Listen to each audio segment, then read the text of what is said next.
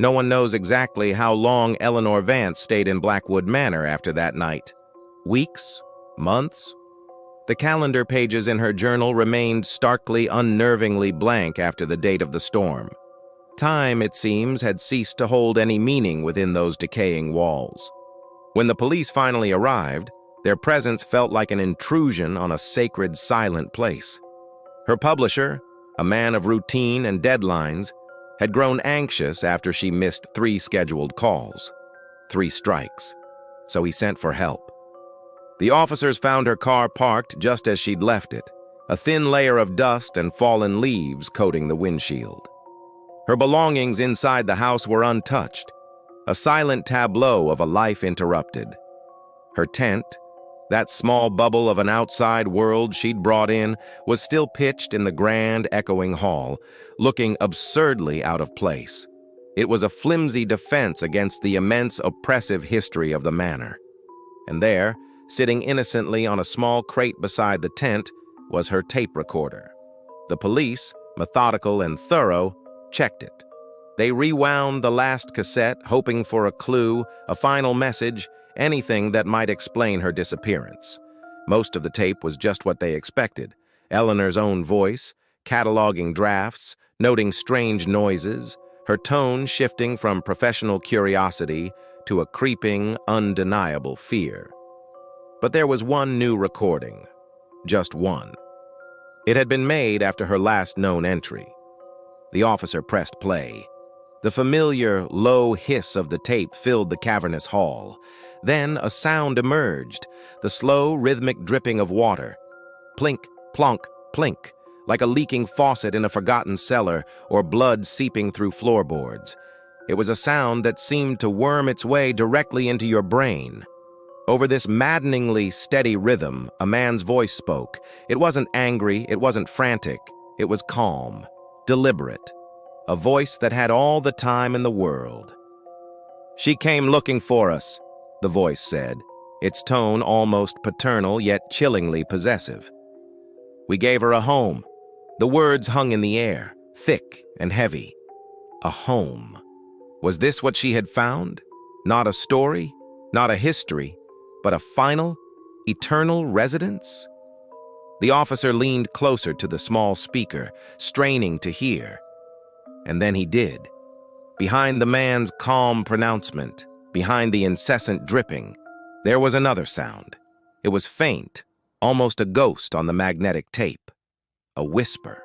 It was Eleanor. Her voice, once so full of life and academic vigor, was now hollow, distant, and trapped in a loop. She was repeating a single phrase over and over like a broken mantra. "He wouldn't let us leave," she whispered. "He wouldn't let us leave. He wouldn't let us leave. He wouldn't." Her voice was a thread of sound, stretched detals to the breaking point. The us was the most terrifying part. Who was us? Was she speaking of the children? Had she become one of them, another lost soul bound to the house? The whisper continued, fading in and out, a desperate, hopeless prayer. And then, abruptly, the whispering stopped. It was cut off by a new sound, a sound so unexpected, so out of place, that it made the officer's blood run cold. It was the sound of a child laughing. Not a joyful, innocent laugh. This was a high, tinkling, cruel sound. A laugh of victory.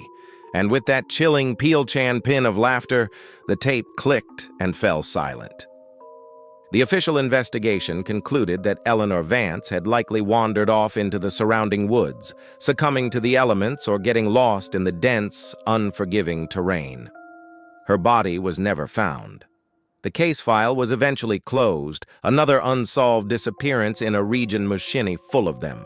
Blackwood Manor was boarded up, its windows like blind eyes staring out over the valley. But a story like this doesn't just end because a file is closed. It seeps into the soil, into the air, into the local folklore. To this day, the villagers in the hamlet below Wraith Hill talk. They've seen things. On nights when the fog rolls in thick from the lowlands, blanketing the fields in a shroud of gray, they see lights, flickering yellow lights in the upper windows of the abandoned manor. like a single candle being carried from room to room, a lonely sentinel keeping watch.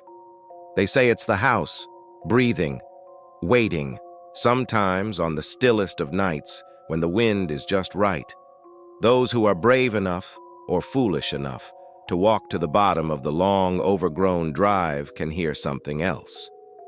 If you stand there in the oppressive dark and you just listen, you can hear a voice.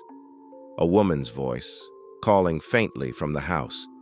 It drifts on the air, thin and ethereal, but it's not a cry of pain. It's not a scream for help. It's not crying. It's calling, as if she's waiting for someone, as if she's inviting them in. Calling for you. Thank you so much for joining me on this chilling journey into the story of Blackwood Manor. If you enjoyed this tale, don't forget to hit that like button and subscribe to the channel for more explorations into the unknown. We'd love to have you as part of our community. Until next time, stay curious and be careful what stories you go looking for. You just might find them.